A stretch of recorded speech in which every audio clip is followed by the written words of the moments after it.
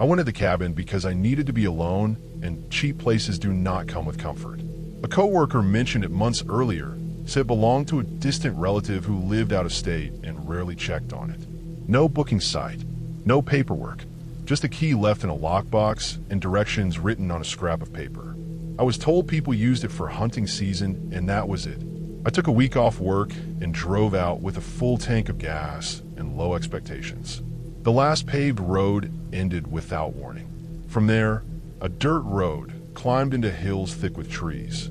It narrowed fast and turned rough. Branches scraped the sides of my car. Mud hardened into deep grooves that pulled the tires where they wanted. I drove slow, stopping more than once to clear fallen limbs. No signs pointed the way. I followed the directions by counting turns and checking landmarks that barely stood out anymore.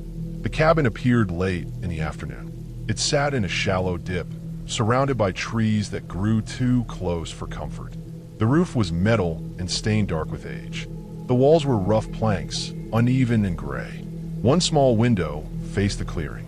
The rest of the cabin pressed into the woods like it wanted to disappear. The door was unlocked. Inside, the air felt stale but dry. The space was bigger than it looked from outside. One room, low ceiling, exposed beams. A table sat near the center with two chairs pushed in. A couch rested against the wall, its fabric worn thin and patched in places. A wood stove stood cold in the corner, ash still inside. Shelves held old cookware, jars, and a few canned goods with labels faded almost white. What stood out was how clean it was. Dust covered some surfaces, but not all. The floor had been swept recently. The couch had no debris on it. The windowsill was clear. Someone had been here not long ago. I set my bag down and walked the perimeter. No signs of forced entry. No broken glass. Outside, I found stacked firewood covered with a tarp weighed down by stones. The top layer was dry, freshly split. That night came fast. The trees blocked most of the sky, and the light dropped earlier than expected. I lit the stove and cooked a simple meal. The cabin warmed slowly. Sounds from the woods crept closer as the light faded. Branches snapped. Leaves shifted. Something heavy moved through brush to the east, then stopped. I told myself it was an animal. Deer, elk, maybe a bear passing through. I locked the door and went to sleep on the couch with my boots close by. Sometime during the night, I woke to the sound of movement inside the cabin. Not footsteps, not at first. Just a change in the air. The stove ticked as it cooled. Wood settled. Then I heard the floor creak near the table. Slow pressure, like weight shifting carefully. I did not move. My body went tense without thought. The sound came again, closer to the door this time. Then nothing. Minutes passed. Maybe more. My breathing felt loud. I counted seconds in my head until my thoughts drifted. Morning light woke me, pale and thin, cutting through the trees. I sat up and scanned the room. Everything looked the same. The door was still locked. Nothing appeared disturbed. Outside, the ground was soft from dew. Footprints marked the clearing. Boot prints, not mine. They came from the woods, stopped near the window, then moved toward the back of the cabin where there was nothing but trees. They did not lead to the door. I followed them a short distance before they vanished in a harder ground. The day passed uneasy. I hiked short distances but stayed close. Every time I returned, I checked the door and the window. Nothing changed. Still, I could not shake the feeling that the cabin was not empty when I arrived, that I had stepped into a routine already in progress. That night, rain started after dark. Light at first, then steady. The sound on the roof drowned out most of the forest. I stayed awake longer, listening. Near midnight, the rain slowed. That was when I heard it again. Movement on the porch. A slow step, then another. The weight felt human. The porch board creaked once, controlled, as if someone knew where to step. The handle on the door shifted slightly. Not pulled, tested. I stayed still. The stove was cold, the cabin dark. The handle moved again, then stopped. A long pause followed. Then footsteps moved away, slow and unhurried, circling the cabin. I heard something brush against the wall near the window. A shadow passed across the thin glass. The footsteps stopped directly outside the window. I lay there, eyes open, staring at the ceiling. I did not look toward the glass. I did not move. My chest hurt from holding breath too long. Eventually, the steps retreated. The porch creaked again, then silence. Sleep did not come back. At first light, I packed my things. Outside, new footprints crossed the old ones. They came closer to the door this time, close enough that whoever made them could have heard me breathe through the thin wood. I decided to leave. The road out was worse than the road in. Rain turned sections into slick clay. My car slid twice. Branches blocked the path in places that had been clear before. Someone had dragged them there. Not fallen, dragged. I cleared what I could and drove slow. Halfway down, I stopped to move another limb and saw something nailed to a tree just off the road. A small piece of wood, weathered. On it was a mark carved deep, not letters, just a symbol repeated over and over, like a warning or a claim. It was not old. I reached the main road by afternoon and did not look back. Later, curiosity got the better of me. I searched property records. The land had changed hands multiple times, often for low prices. No long-term owners. The cabin was never listed as a structure. No permits. No records. Just empty space on paper. The explanation is simple. Someone uses that cabin regularly. They watch it. They expect it to be empty. When it is not, they do not confront. They wait. They test. They make sure the person leaves. The branches on the road were not random. The footprints were not accidental. The person knew I was there before I knew they existed. I never went back. I never told anyone the location. I sold the gear I used on that trip and replaced it piece by piece. The cabin was not haunted. Nothing followed me home. No mystery remained. I walked into a place that belonged to someone else, someone who does not want attention, and I was given enough warning to leave alive. I went with my brother to check on a hunting cabin that had not been used in years.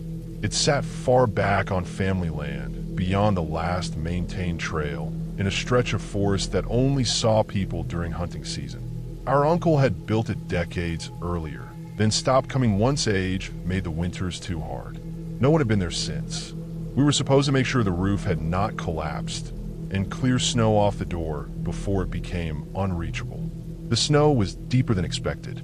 The truck could only take us part of the way before the road disappeared under drifts that reached the hood. We parked where the trees narrowed and continued on foot. The hike should have taken an hour. It took nearly 3. Each step sank deep, forcing our legs to work harder than planned. The cold pressed in through our gloves and boots. The forest felt closed, quiet in a way that made sound travel too clearly. By the time we reached the cabin, the light was already fading. It sat in a small clearing surrounded by thick pines. The roof bowed under the weight of snow. The windows were dark. No tracks led up to it. That was what we expected. What we did not expect was warmth. The moment we pushed the door open, heat rolled out. Not stale warmth trapped for years, but living heat, the kind that settles into wood and fabric. The air inside smelled like smoke and dry pine, not mold or rot. I stopped just inside the doorway, confused enough that I checked my breath to see if I was imagining it. The stove stood against the far wall. Inside were ashes that were still gray, not cold and black. When I held my hands close, I could feel faint warmth radiating from the metal. Someone had burned a fire there recently. Not hours ago, maybe less. The cabin showed no other signs of recent use. No food out, no trash, no bedding disturbed. The floor was swept. Tools hung neatly on the wall. It looked maintained in the careful way of someone who knew the place and respected it. We stood there longer than necessary, letting the weight of that settle. The cabin had not been abandoned. It had been used quietly. Outside, the light drained fast. We decided to stay the night rather than risk the hike back in the dark. That choice felt reasonable at the time. The cabin was warm. The stove worked. We locked the door and added wood. Not enough to draw attention, but enough to keep the cold away. Night came hard and deep. The wind moved through the trees in low waves. The cabin creaked as temperatures dropped. We sat on opposite sides of the room, listening. Every sound seemed close. Snow sliding off branches sounded like steps. Ice popping made us tense. Sometime after midnight, something hit the wall. Not a crash, not an attack. A single, dull impact, like a heavy body leaning into the wood to test it. The wall shuddered slightly, then went still. We did not move. A minute later, another hit came, this time on a different wall. Same force, same slow intention. Whatever was outside was moving around the cabin, checking it. Then we heard breathing. It came from just beyond the wall, low and steady. Too slow for wind, too deep to be either of us. It carried through the wood, each inhale followed by a long exhale that fogged the air near the cracks. The sound was close enough that I could imagine the shape of a chest rising and falling. The breathing moved. It tracked along the wall, paused near a window, then continued. At one point, it stopped directly outside the door. I stared at the handle, waiting for movement that never came. The hits continued, spaced out, controlled. No panic, no rage, just pressure, testing strength, learning limits. I stayed rigid, every muscle tight, afraid that even a shift of weight would draw attention. The stove ticked softly as the fire died down. The room cooled, but neither of us added wood. Life felt like a risk. The breathing lasted a long time, long enough that fear settled into something dull and heavy rather than sharp. Eventually, it faded, not into the distance, but into silence, as if the source had simply stopped. Morning came slowly. Gray light filtered through the windows. The cabin felt colder, emptier. When we finally opened the door, the snow outside was marked. Massive tracks led up to the cabin. Deep impressions pressed into the packed snow, each one wider than my boot and sunk far enough that meltwater had pooled inside. They circled the structure once, then ended at the door. There were no tracks leaving. The snow beyond the clearing was untouched. No drag marks, no return path. Whatever had come up to the cabin had not walked away the same way it arrived. The shape of the tracks suggested a large animal, heavy and confident. The spacing showed no rush. The lack of claw marks ruled out panic or struggle. It had stood there, close enough to breathe against the door, then moved on in a way the snow did not record. We did not search further. We locked the cabin from the outside, more out of habit than belief that it mattered. The hike back felt longer. Every sound behind us made my shoulders tighten. The forest looked the same as it always had, but it no longer felt neutral. Weeks later, notices went up restricting access to the area. The explanation cited wildlife activity, increased presence, safety concerns, no details. That explanation made sense in a way nothing else could. Large animals move through territory quietly. They test structures. They breathe and press and learn. They leave signs that do not always align with human expectation. What stayed with me was not fear of something unknown, but the certainty that we had stepped into a place that was still claimed. The cabin was warm because someone or something had kept it that way. Not for comfort, for use. We never returned. The land remains untouched. The cabin still stands, sealed and quiet, holding heat only when something decides it should. I rented the cabin for one reason. It sat alone on the ice instead of the shore. The listing showed a small square building set on thick wooden skids, dragged out each winter and left until spring. No road noise, no trees snapping in the wind, just ice, sky, and distance. I wanted time to fish and sleep without interruption. I wanted to test myself in quiet. I arrived in the late afternoon with a truck full of gear. Auger, rods, tip-ups, propane heater, fuel cans, food packed tight in plastic bins, batteries, spare gloves, and a sled scarred for past trips. The access road stopped short of the lake. From there, the ice stretched out flat and pale, with drifted snow piled in long curves.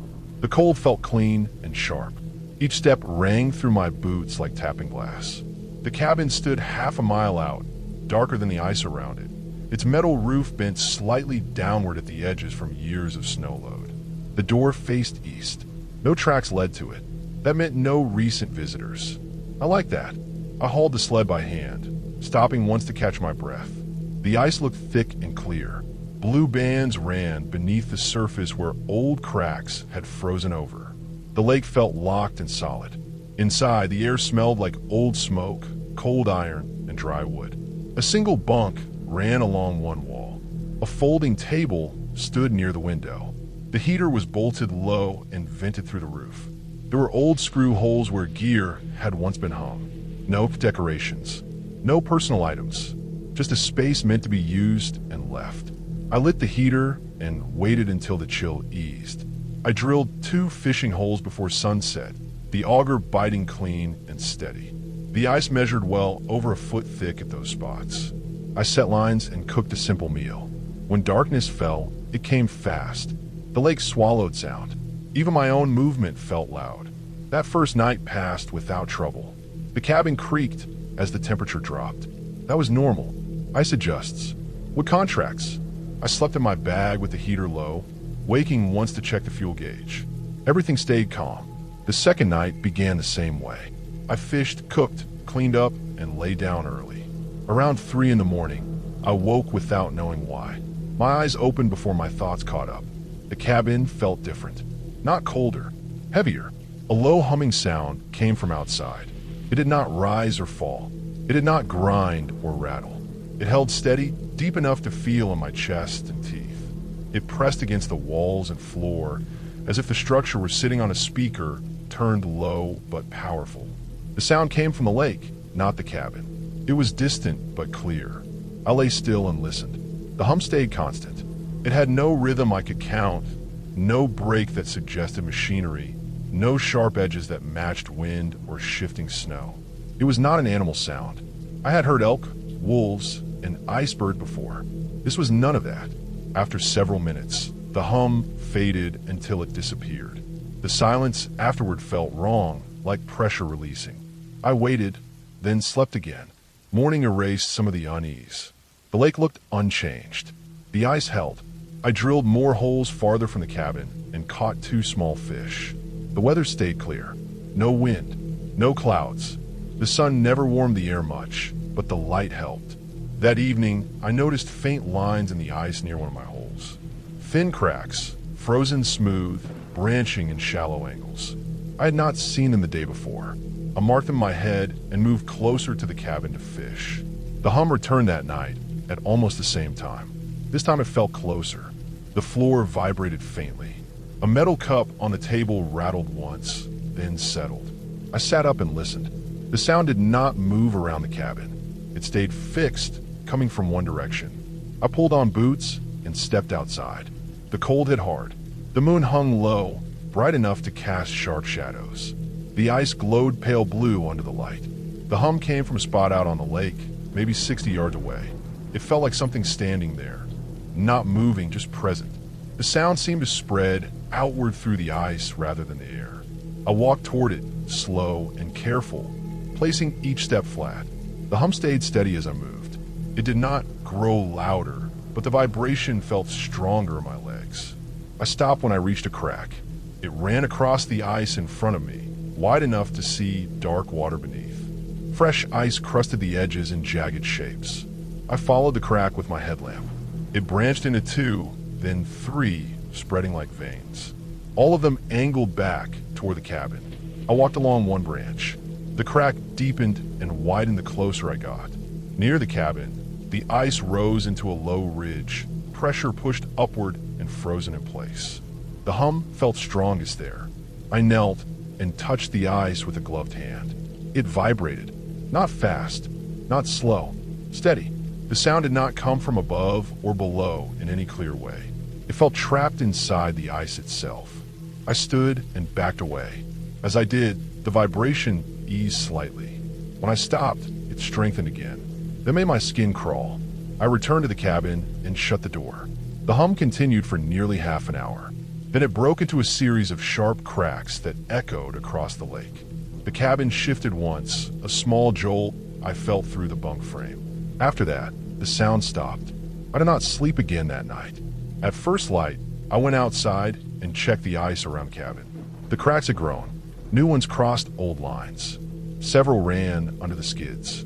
The ice around the base showed signs of pressure.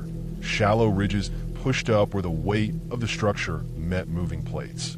One corner of the cabin sat slightly lower than the night before. I drilled a test hole a short distance away.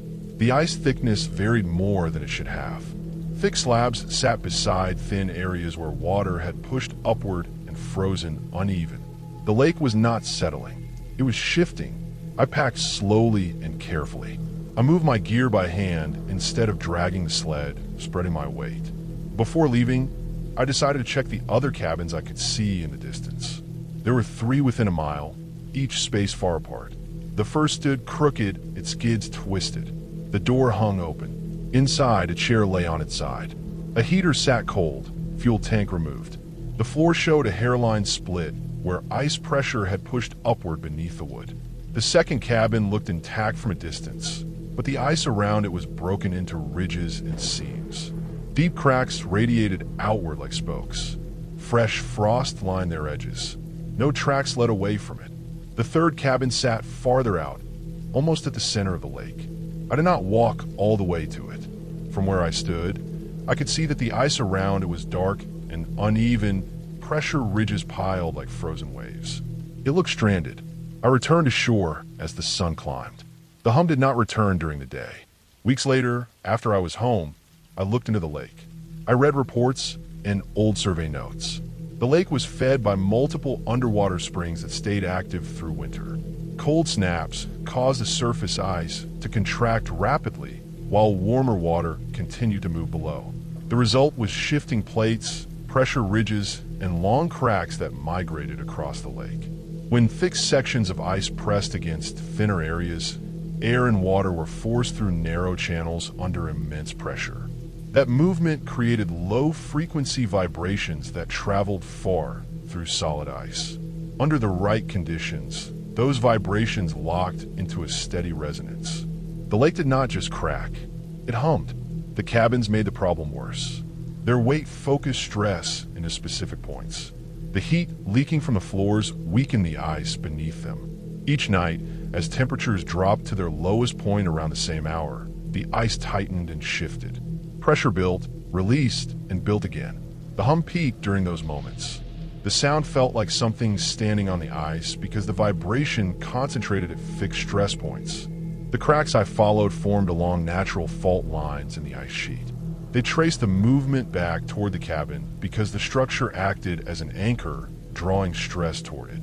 Over time, the ice beneath each cabin fractured more severely. Floors cracked, skids twisted. Some cabins shifted enough to become unsafe. The others had left because the lake moved under them, night after night, with no warning and no control. Sleep became impossible. The risk of a sudden break grew with each cold snap. Leaving was the only reasonable choice. I never went back. The lake continues to freeze each winter. The ice still moves. The hum still happens when conditions align. Nothing stands on the ice. The sound comes from pressure, motion, and weight working against frozen water. It is natural, predictable, and dangerous. The cabin had belonged to my uncle, a man who drank hard and lived alone harder. He died the way people expected him to, liver gone, heart tired, found weeks later when a neighbor noticed mail piling up. After the funeral, the land became a problem to solve. My brother and I drove out there in early October to clean the place enough for a sale. Neither of us wanted to be there, but money has a way of forcing choices. The road narrowed after the last mile marker and then turned into rutted dirt. The hollow sat low, the kind of place fog settles and stays. Trees crowded in from every direction, trunks close together, branches woven tight. Even at midday, the light felt used up by the time it reached the porch. The cabin leaned slightly downhill, roof dark with rot, porch boards cupped from years of rain. The air smelled old, like leaves that never dry. The key was still under the flat rock by the step. The lock stuck but turned. Inside, dust lay thick enough to dull color. Nothing had been moved. Plates sat on the table with dried rings where food once was. A mug stood by the sink with a dark crust inside. A calendar hung crooked on the wall, the month stuck on March. Dates marked in my uncle's tight block handwriting until the last week went blank. The silence felt deliberate, like the room was holding its breath. We opened windows to let air move. Dust lifted and settled again. The floor creaked in familiar places. The place looked abandoned, but not stripped. A coat still hung by the door. Boots waited under a chair. In the back room, The bedroom door drew attention without asking for it. The wood was scarred with deep gouges on the inside face, long arcs torn through varnish into raw grain. Some marks overlapped. Others ended abruptly, like whoever made them had been pulled away or had stopped suddenly. The handle was intact. The latch worked. The damage came from someone locked in, not something trying to get in. The thought stayed. It followed each step. My uncle had drunk himself into rages and blackouts. He had fallen and broken things. The gouges fit a man trapped by his own choices, clawing at a door during a panic that no one else could see. That explanation made sense and still left a sour taste. We worked until evening. Trash filled bags. Papers went into boxes. Bottles clinked. Outside, lights slid out of the hollow early. The woods closed and fast. Sound sharpened. A squirrel dropping leaves sounded heavy. We decided to stay the night to finish in the morning. The truck set a short walk away, nose pointed uphill, ready. After dark, the hollow felt deeper. Wind moved high above us, but barely touched the cabin. Somewhere out in the trees came a whistling sound. 3 short notes, evenly spaced, then a pause. Then again, it carried without direction, not loud, not faint. It could have been wind cutting through a branch with a split, or a bird settling into a pattern. It kept repeating. The sound had rhythm that made it hard to ignore. We checked the perimeter with flashlights. Nothing moved in the beams except insects and leaves. The smell of damp earth rose as temperature dropped. Back inside, the whistling continued, distant but present. It threaded through the quiet and set nerves on edge. Sleep came in shallow pieces. Sometime after midnight, the air changed. A wet, heavy smell crept into the room.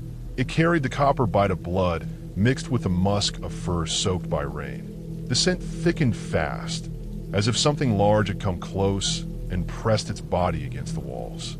At 2:10 a.m., the outer wall bowed inward with a long groan. Nails complained. Dust shook loose. The pressure moved along the siding, slow and steady, testing. The whistling stopped. The weight came again, harder this time, a solid shove that made the table jump. Claws scraped wood outside, the sound deep and deliberate. Breath huffed through a nostril, close enough to feel through the boards. Panic narrowed thought to action. Shoes were left. Jacket stayed on hooks. The door flew open. Cold air hit skin. Bare feet slapped dirt and gravel. The truck loomed ahead, keys already in hand. The engine turned and caught. Headlights carved white tunnels through trees as the tires spun and then found grip. We did not look back. Daylight brought reason. Adrenaline faded into explanation. The hollow sound a game trail. The smell fit a black bear in fall, feeding hard, wet fur carrying blood from a fresh kill. Bears test structures, lean and push, curious and powerful. The whistling likely came from wind moving through a broken limb nearby, a sound made rhythmic by the hollow itself. The gouges on the bedroom door belonged to a man trapped by drink, alone with his fear, tearing at wood during a night much like ours. We reported the place as is and told the agent about wildlife activity. The land sold later to someone with plans for a full teardown. The cabin came down. The hollow stayed quiet. No mystery followed us out. What happened fit the place and the history. That knowledge did not make the memory easier to carry. It only made it clear why leaving was the only choice that night, and why returning would have been a mistake. The storm found me before I found any reason to stop. Clouds thickened without warning, the kind that lower fast and flatten the light. The air turned heavy, then cold. Wind pushed through the trees hard enough to change their sound. Rain followed in sheets, sharp and slanted, driven sideways. There was no trail where I was hiking, only a plan line across the map meant to cut time between 2 known routes. The terrain rose into broken stone and narrow shelves. Soil vanished. Footing turned slick. Movement became work. Visibility dropped to a few body lengths. Water ran down rock faces and pooled where cracks allowed it. Hands went numb. The idea of shelter stopped being optional. It became the only thought that mattered. The cabin appeared as a shape wedged into a shallow notch in the rock wall. It sat crooked, pressed into stone on 3 sides, with a low roof angled to shed water. No path led to it, no clearing, just timber darkened by age and weather, almost the same color as the surrounding stone. If the rain had not shifted for a moment, it would have stayed hidden. The door opened with effort. Swollen would resist it before giving way. Inside was a single room, barely wider than my outstretched arms. The air smelled dry, old, and faintly sour. Light entered through a narrow window, set high in the back wall, cloudy with grime. The floor was rough planks laid tight, worn smooth in the center. A small iron stove sat against the far wall, its pipe disappearing into stone through a crude opening sealed with mortar. Canned goods lined one shelf from floor to ceiling. Each label had faded to dull blocks of color. Dates stamped into metal lids showed years far beyond safe use. Some cans bulged slightly. Others had rust eaten deep into their seams. Everything sat straight, arranged by size. Someone had taken time here. A bench stood against the wall opposite the stove. On it lay a notebook wrapped in oilcloth. The cover had gone soft with age. Pages inside were filled edge to edge in neat handwriting. Names appeared again and again, marked with dates and short notes. Trips, weather, repairs. Nothing dramatic, nothing emotional. The last entry sat decades back.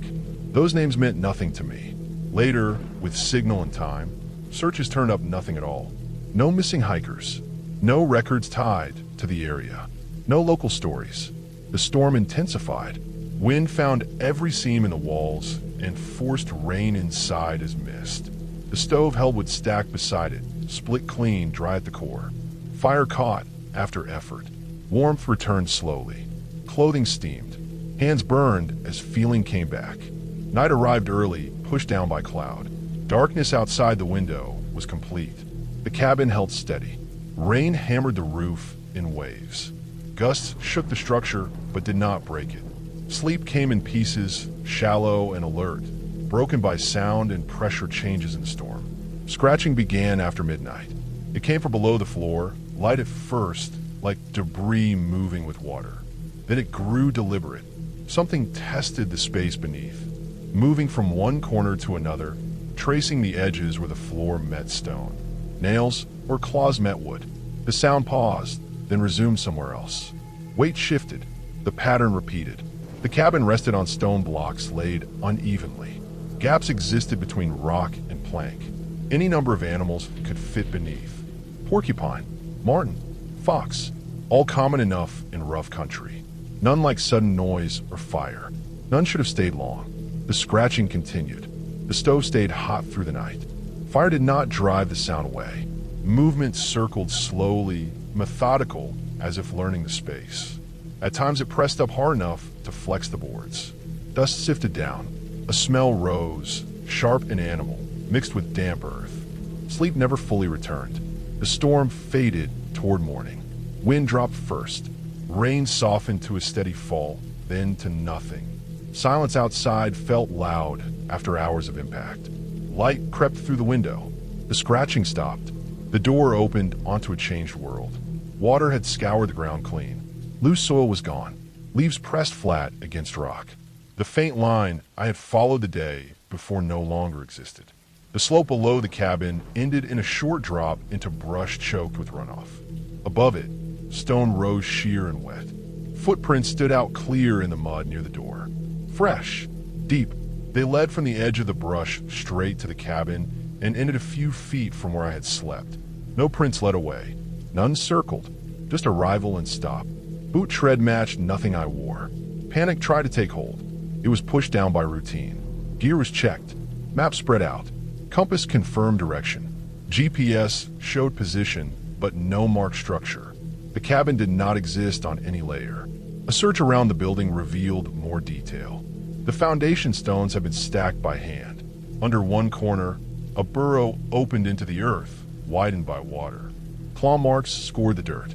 Tufts of coarse fur clung to roots. A badger den, flooded by the storm, had forced the animal into higher ground. The scratching had been survival, not threat. The footprints made less sense. They followed a straight line up from below, stepping carefully over slick stone. Whoever made them knew where they were going. Depth showed weight carried, likely a pack. Stride length suggested an adult moving with caution. No drag, no stumble. They had stopped close to the door and turned slightly, as if listening. Then nothing. Inside the cabin, another detail stood out. One kit on the shelf had been moved. A thin ring of clean metal marked where it had sat for years. The oilcloth around the notebook had been folded differently than before. Subtle changes, but real. Understanding came slowly. The cabin had a keeper. Someone maintained it quietly, rarely, staying off maps and trails. Someone who used storms as cover. The logbook names were likely false, or shared, or long dead. The footprints belonged to the person who restocked wood, checked supplies, and made sure the place stayed hidden. They had arrived during the storm, heard movement inside, and waited. Finding it occupied, they had left the same way they came, careful not to reveal a path. Leaving required work. The map line was useless. Descent through brush led to a narrow drainage that fed into a wider draw. Following water downhill was slow but reliable. After hours of effort, signs of old cut stumps appeared, then a faint track, then a real trail. Days later, with signal restored, research led nowhere. No cabin listed, no land records, no stories. That absence felt intentional. The explanation settled into place with time. The scratching had been an animal displaced by weather. The footprints belonged to a human avoiding attention. The missing trail was the result of heavy rain, erasing a fragile route never meant to last. The cabin existed because someone wanted it to, and kept it that way by staying invisible. The place had saved my life. It had also made clear that some shelters are not meant to be found twice. I did not plan to stay the night. The cabin was supposed to be a short stop, a place to rest my legs and get out of the heat for an hour before hiking back down. The map showed an old structure near a dry creek, marked as a former ranger shelter from decades ago. No road reached it anymore. The trail leading there was faint and broken, but still visible in places. I had been hiking alone for 3 days, cutting through forests that felt forgotten. The farther I went, the quieter it became. By the time I reached the cabin, the sun had already started to sink behind the trees. The light turned thin and yellow. The cabin sat lower than I expected, pressed into a slope like it had settled over time. Logs were dark and cracked. The roof sagged slightly in the middle, but it had not collapsed. A single window faced the trees, its glass clouded with dirt. The door was shut. The area around it felt wrong in a way I could not explain. No birds moved. No insects buzzed. The forest stood still, like it was holding its breath. My boots sounded too loud against the dirt. I remember thinking that if this place really had been abandoned, it should have looked worse. Instead, it looked paused. The door opened without much effort. The hinges creaked low, slow, like they had been oiled recently. Inside was one room. A table stood against the wall. 2 chairs sat tucked in even. A narrow bed rested in the corner, covered with a thin blanket folded tight. Dust lay on most surfaces, but not all. The floor near the stove showed marks where boots had passed more than once. The smell caught my attention first. Old wood, cold ash, and something else underneath. Not rot, not mold, something closer to sweat, faint but real. I stepped inside and shut the door behind me, more from habit than comfort. Light filtered through the window and cracks between the logs. The stove held ashes that had not fully broken down. A metal pot sat on top, clean but dull. Shelves along one wall held canned food, lined up by size. The labels were faded but readable. Most were expired, some by years. Still, none were rusted through. I told myself someone must use the cabin once in a while. Hunters, rangers, hikers like me. That explanation should have settled things. It did not. On the table sat a notebook. No dust covered it. The pages were filled with writing, neat and small. Dates ran down the margins. Some days had notes about weather. Others listed supplies. Some pages only had a mark, like someone checking off that the day had passed. The most recent entry was from 3 days earlier. That was when I decided to leave. Outside, the light had dropped fast. Clouds moved in without warning, thick and low. Wind pushed through the trees and made them groan. I checked my phone. No signal. The trail I came in on was hard to see even in daylight. In the dark, it would be worse. Rain started slow, then hard. The path down turned slick in minutes. I slipped once and caught myself on a root, scraping my hand deep enough to bleed. I stood there, rain soaking through my clothes, and looked back toward the cabin. It was barely visible, but it was solid, dry, still.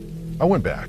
Inside, the air felt warmer, even before I lit the stove. I dried my hands, cleaned the cut, and wrapped it. The storm grew louder. Rain slammed the roof. Wind pressed against the walls. The cabin did not move much, but it made sounds I did not like. Wood popped. Nails shifted. The forest outside groaned under the weight of water. I ate from my own supplies and stayed away from the canned food. Night settled deep. The windows showed nothing but black. I laid on the bed without using the blanket and stared at the ceiling. Sometime after midnight, I heard movement outside. At first it sounded like wind pushing branches. They became heavier. Steps, slow and careful, circling the cabin. Whoever it was did not rush. The steps paused near the window, then near the door. Mud pressed against wood. I could hear breathing through the cracks, low and steady. I stayed still. My body went cold, even with the stove burning low. The steps stopped. Time stretched. I counted my breaths without meaning to. The scratching started near the back wall, close to the floor.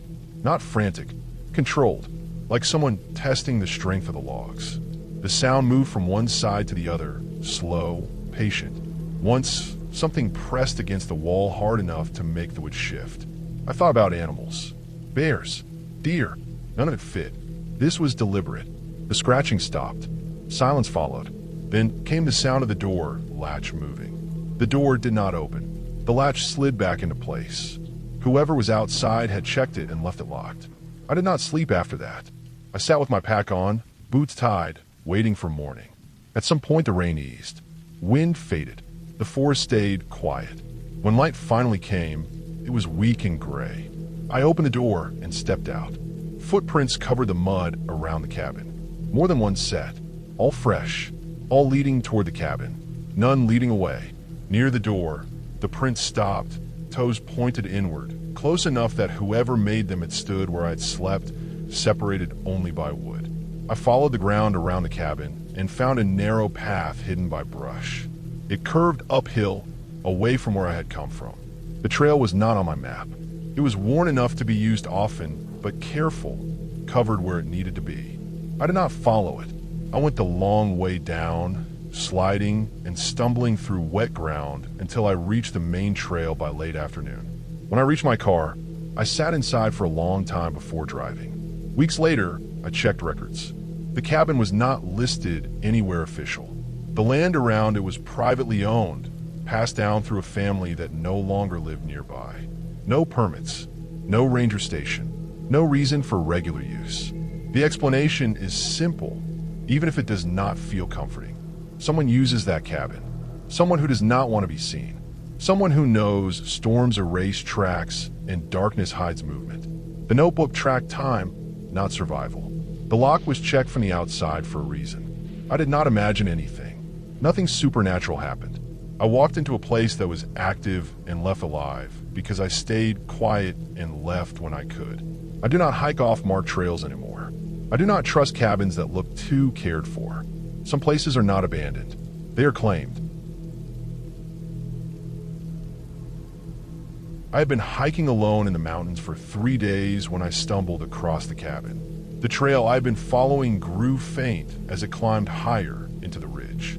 The trees thinned and the air grew cooler, sharper, carrying a smell of wet stone and pine. The wind moved differently here, sweeping across exposed rock and narrow ledges, carrying sounds that seemed louder because of the silence around them. I had not planned to stay anywhere, only to reach a small campsite I knew of farther down the slope, but the storm arrived faster than I expected. Clouds rolled in thick and gray, moving so fast they turned the morning into twilight in less than an hour. Rain began as mist and quickly sharpened into cold sheets that soaked my clothing and made the trail treacherous. I sought shelter in the first structure I saw, a cabin wedged between a rocky rise and a dense stand of firs. From a distance, it almost disappeared, the color of the logs blending with the wet forest and dark stone. It looked old but solid, roof intact, chimney straight. There was no visible trail leading to it, no sign of recent human passage, only the faint impression of the ground where someone might have walked long ago. The door was closed. The lock had rusted shut. I pried it open with a stick, careful not to make noise, and stepped inside. The air smelled dry, musty, and a little sharp, like old wood and cold metal. The cabin was small, only one room, low ceiling. A narrow window at the back let in a gray light. A wood stove stood in one corner, cold and empty, ashes swept aside.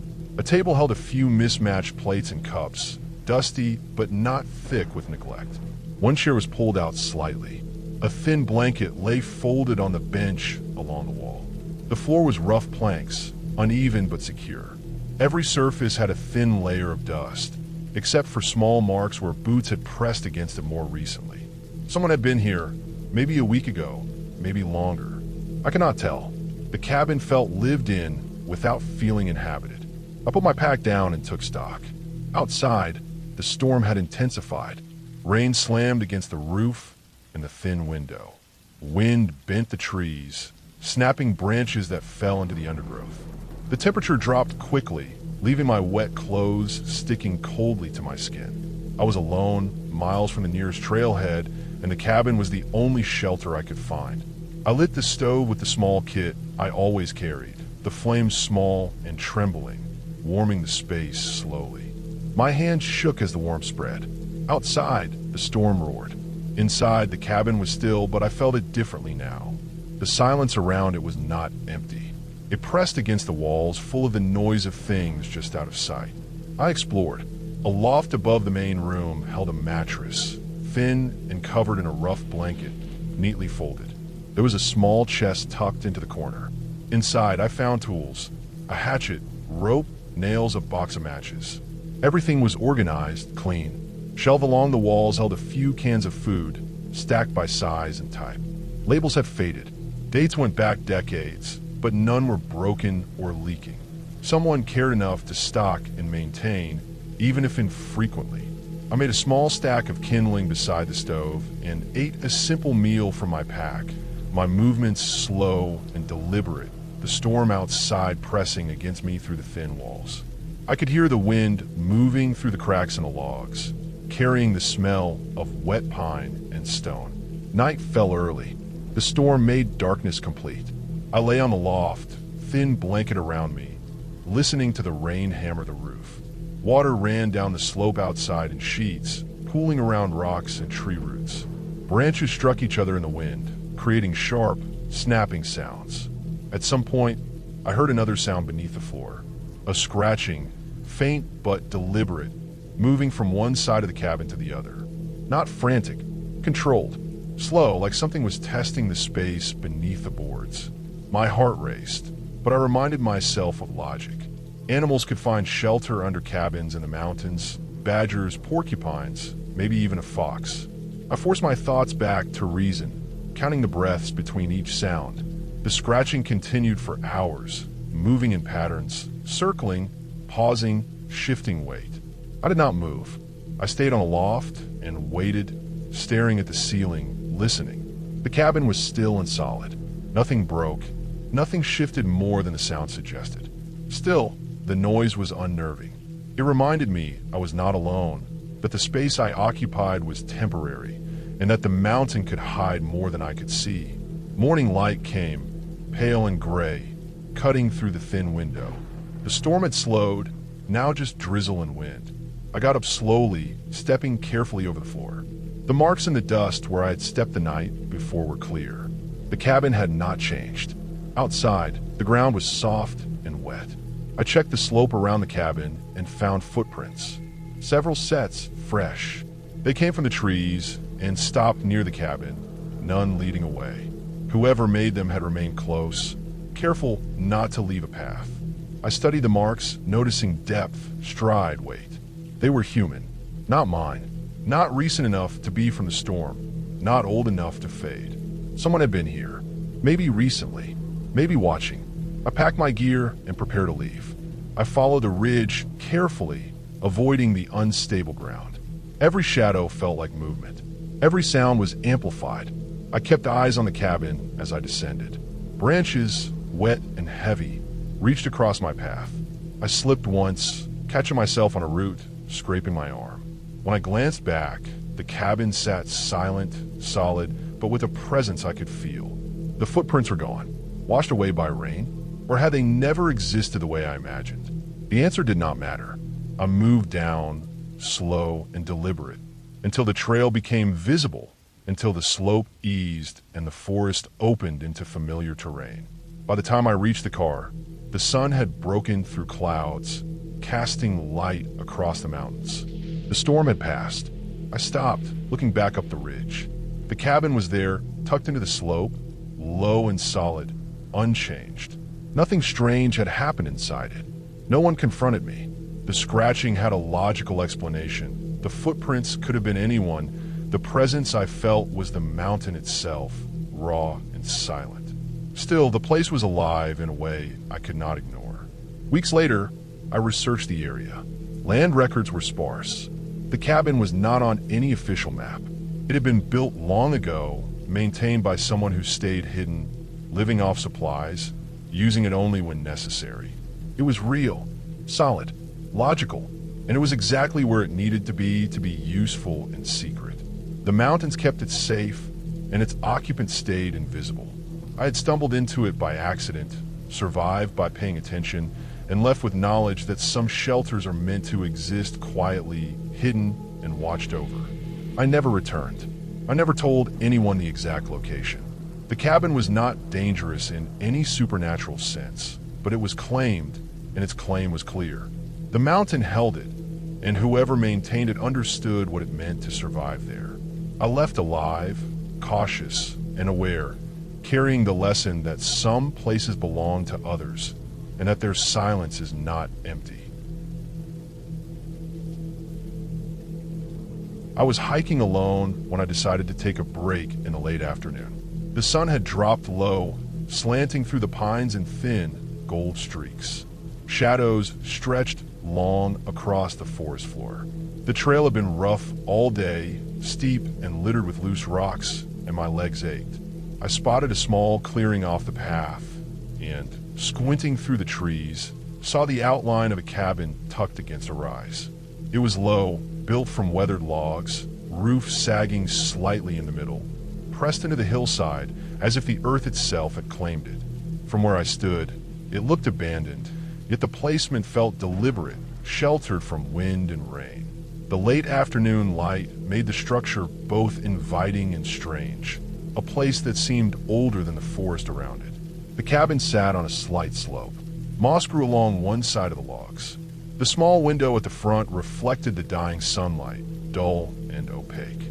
No trail led directly to it, only the faint impressions of foot traffic long since faded by time and weather. I approached slowly, boots crunching on fallen pine needles.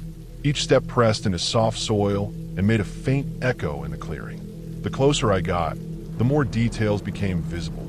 The door hung slightly crooked, the latch rusted but still functional, the logs joined tightly, chinking holding strong. Someone had built it to last. The door gave easily under my hand. Inside, the air was cooler than outside, dry but slightly musty, with a faint scent of wood smoke lingering from what must have been years ago. The room was simple. One large table sat in the center, its surface scarred from years of use, legs uneven on the wooden floor. A single chair was tucked under the table. Against the far wall rested a narrow bed, mattress thin, blanket folded neatly at the foot. A wood stove stood cold in the corner, its pipe climbing crookedly through the ceiling. Shelves lined the walls, holding tins and jars covered in dust, some labels faded entirely. The floor had a thin layer of dirt and pine needles tracked in from outside, but otherwise the cabin was surprisingly tidy. I set my pack down and ran a hand over the table, feeling the rough grain. Light from the window stretched across the floor in long patterns, catching dust motes that floated lazily in the air. The forest outside was silent now. Only the occasional rustle of leaves or a far-off bird broke the quiet. I realized the cabin was not entirely empty. Footprints pressed into the dirt suggested someone had been here recently, but there was no sign of who or when. The place felt watched, not by eyes, but by the careful way it had been maintained. I explored slowly, stepping carefully so as not to disturb anything. A loft held another small bed and a chest tucked into the corner. I opened it to find tools, a hatchet, rope, nails, and a box of matches. Everything was organized. On one shelf near the stove, I found a small stack of papers, folded and yellowed. Lists of repairs, weather notes, and simple daily tasks filled the pages, all neat and precise. No names, no personal details, just records. The most recent note was less than a week old. I ate a small snack from my pack, watching light change across the floor. Shadows grew longer, turning the cabin darker even though the late afternoon sun still reached the window. I lit the stove with my lighter and a few small pieces of kindling I'd brought. The flame flickered and caught, spreading warmth across the room. I moved slowly, listening. The wood creaked, expanding and contracting with the heat. Dust shifted in the faint breeze from the cracked window. Outside, the forest seemed to hold its breath. Time passed in quiet measures. I could feel the weight of being alone in a space like this. The cabin was solid, reliable, but stillness pressed against me, reminding me I was temporary here. Late afternoon turned to early evening. Light bled out of the window in gray streaks. The shadows thickened. I noticed small details I had not before. The way the floorboards bowed, slightly near the center, the way the corner by the stove had worn smoother, the faint scratch marks along the windowsill. Each one suggested care, maintenance, someone moving quietly, deliberately. I decided to leave. The trail down was narrow and steep, but I had no intention of staying the night. I packed slowly, checking each shelf, each surface, making sure I left everything as I found it. When I stepped outside, the sun had almost disappeared. The cabin was dark and still in the fading light. I paused for a moment, looking at it from the clearing. It seemed to rest, solid and unchanging, a part of the forest as much as the trees around it. As I descended, I noticed footprints in the soft soil near the edge of the clearing. Not mine. They were recent, small, careful. They moved from the tree line toward the cabin and ended at the door. No prints led away. I stopped, staring. Whoever had left them had not returned after I arrived. The thought made my pace quicken. I was lucky to have arrived when I did, to see the cabin empty. The trail grew wider as I moved down. The last light of day painted the trees in muted gold and gray. I reached the main path and looked back up toward the clearing. The cabin was barely visible, swallowed by trees and shadow. The air smelled of damp earth and pine. My legs ached, but I felt relief. The late afternoon had almost trapped me.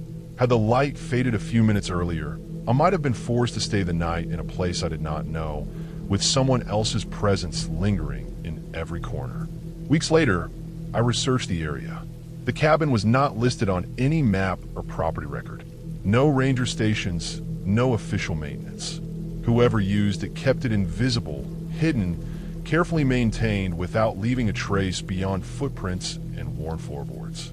The papers I had seen inside suggested routine and planning, not habitation. It existed for utility and survival, not comfort.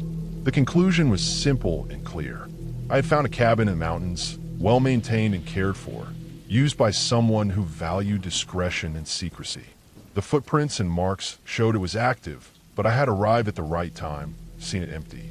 The late afternoon light and long shadows had almost deceived me, almost made me think it was abandoned. I left alive because I stayed quiet, observed carefully, and did not disturb anything. The cabin remains in my memory.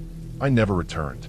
I do not tell its location. It exists quietly in the forest, solid and real, maintained by someone who uses it and disappears without notice. It is not dangerous, but it is claimed, and I was a visitor who left before I became part of its story. I went to the cabin to finish writing my thesis because everything else had failed. The campus library closed early. My apartment was loud at all hours. Friends meant well, but treated my deadline like a suggestion instead of a fixed point. I needed quiet and distance, not comfort. The cabin was cheap, far from town, and listed as quiet. That was enough for me. The drive took most of a day. The last hour was on a narrow road that twisted through dense trees. The signal dropped 10 minutes before I arrived. I did not mind. I wanted fewer reasons to look at my phone. When I pulled into the clearing, the cabin looked exactly like the photos. Small, weathered, plain. It sat alone, backed by forest on 3 sides, with a muddy yard that showed signs of old tire tracks and nothing recent. Inside, the cabin smelled like dust and old wood. Not bad, just unused. The furniture was basic and sturdy. A table by the window, a couch against the wall, a narrow bed pushed into the corner of the main room, a small kitchen area with shelves instead of cabinets. A short hallway led to a bathroom and a storage room. It felt functional, not welcoming. The first thing I noticed was the mirrors. There were 3, one above the sink in a bathroom, one full-length mirror leaning against the bedroom wall, one small mirror mounted near the front door. All of them were turned toward the walls. Not covered, not removed, just facing away, as if someone had gone out of their way to make sure they reflected nothing. It struck me as odd, but not alarming. I assumed the owner had done it to avoid damage or superstition. I turned the bathroom mirror back without thinking much about it. I wanted to see my face while brushing my teeth. The mirror itself was clean, which suggested recent attention. That detail passed through my mind and then drifted away. I unpacked my laptop, notes, and books. I arranged food on the shelves. I set up my workspace at the table, facing the window. Outside, the forest stood still. No wind, no birds. The silence felt thick, like a blanket pulled too tight. I worked until evening, stopping only to eat and stretch. When it got dark, the cabin felt smaller. The windows reflected the room back at me. I kept the lights on and tried to ignore the sense of being enclosed. I told myself it was normal adjustment, the mind reacting to isolation. That night, while I was typing, I caught movement in the bathroom mirror behind me. It was brief, a shift of shadow where none should have been. I froze, hands hovering over the keyboard. The reflection showed the back of my head, the table, the wall beyond. The movement did not match anything in the room. It looked like someone passing behind me, close to the mirror, but there was no sound. I turned around slowly. Nothing was there. The bathroom was empty. The door was open. The hallway was clear. I stood up and checked every corner, every room. The storage space held only tools and old supplies.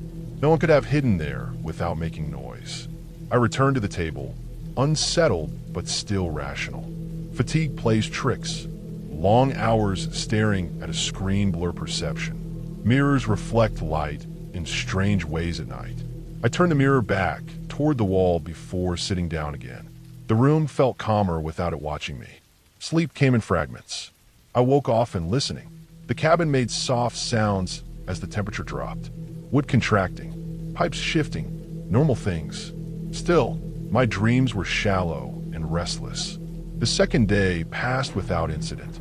I worked hard, losing myself in paragraphs and citations. Focus returned in a way I had not felt in weeks. The cabin did what it promised. It isolated me. In the afternoon, I noticed something small but wrong. A bag of crackers I remembered leaving on the table was now on a shelf. Not opened, not damaged, just moved. I stood there, replaying the previous night in my head. I had cleaned up before bed, but I did not recall putting that bag away. I brushed it off. Stress erases memory in subtle ways.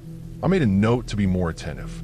That evening, I cooked dinner and set leftovers in the small fridge. I arranged items carefully, habit drilled into me by shared kitchens. I went to bed early, exhausted. Sometime during the night, I woke with the sense that something had changed. The air felt different. I lay still, eyes open, listening. Nothing moved. The darkness pressed in, thick and quiet. In the morning, I found the leftovers out on the counter. The container was closed, clean, and placed neatly beside the sink. The fridge door was shut. Nothing was eaten. Nothing was spilled. Just relocated. My stomach tightened. I checked the door locks. Both were secure. The windows were latched. No signs of forced entry. The cabin was intact. I spent the day distracted. Every sound pulled my attention. The forest outside remained still. No footprints appeared in the mud. No signs of anyone else. The logic of the situation did not line up with the evidence. By the third day, the pattern became clear. Food moved daily. Items shifted positions. Not randomly, deliberately. Books stacked differently. A pen placed parallel to the table edge instead of angled. Small changes that suggested awareness of my habits. Nothing went missing. Nothing was taken. Everything stayed within the cabin. I stopped working and focused on observation. I left items where they were and made mental notes. I avoided the mirrors entirely. I did not turn them back. I did not want reflections behind me anymore. That night, I slept lightly, waking at every sound. At one point, I thought I heard a faint scrape near the back door. It did not repeat. I did not investigate. Morning light revealed what I had been avoiding. Muddy footprints crossed the floor. They led from the back door, through the main room, and stopped beside my bed. The prints were clear, deep, and damp. They were not large, not small, just human. The pattern showed no hesitation. Whoever made them walked with purpose, barefoot or in thin shoes, close enough that the mud still clung to the floorboards. My bed was untouched. The blanket lay as I had left it. That detail felt worse than disorder would have. It meant observation, not intrusion. The explanation snapped into place with cold clarity. Someone had access to the cabin. Someone had been there before me and never left. The mirrors were turned to hide reflections, to avoid being seen by accident. The food was moved to test boundaries, to learn my routines. The reflection I saw was not a trick of light. It was a person passing through a space I assumed was empty. The footprints showed the truth without ambiguity. Someone had stood beside me while I slept. I packed quickly and quietly. I did not check every corner again. I did not confront the space. I kept my movements controlled, aware that I might not be alone even then. I carried my things to the car and locked the cabin behind me out of habit, though I knew it meant nothing. I drove straight to town and did not stop until I reached a place with people and noise. Later, I reported the cabin as unsafe and left it at that. I did not ask for a refund explanation. I did not push for details. The cabin was quiet because it was already occupied. Not constantly, not loudly, but enough. Someone lived there between rentals, slipping into the background, adjusting to visitors instead of chasing them away. I finished my thesis elsewhere. It took longer. It always does when you lose time. I never used a mirror the same way again. Not because I feared what might appear, but because I learned how easily someone can stand just outside your line of sight and let you believe you are alone.